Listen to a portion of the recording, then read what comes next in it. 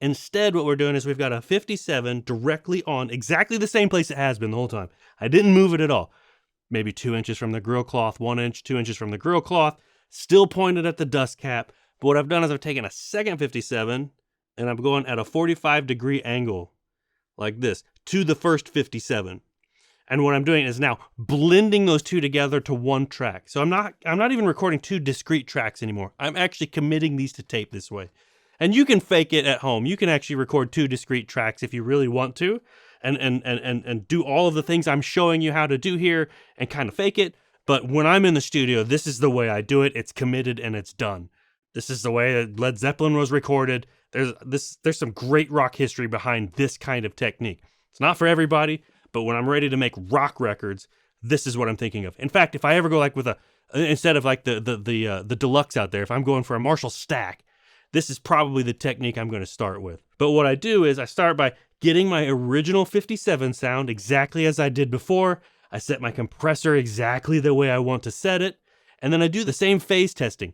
But this time, because I've only got one channel instead of two discrete channels, I can keep them coming out stereo, although panned mono. And I flip the one's phase. And when I change the level so that they're as close as possible to canceling, you'll hear a lot of the low end go away. When I flip it back together, you'll get that girth back.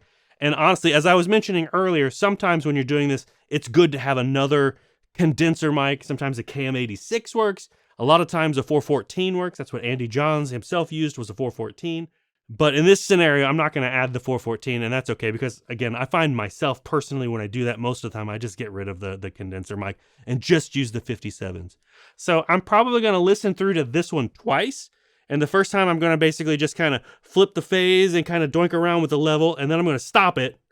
And then I'm going to start again with the level already set so that you can hear what it is I'm doing, and then I'll stop it. I'm not going to do the whole take. I'm just going to do like a couple seconds, flip the phase, doink around, stop, and then go again. So check this out.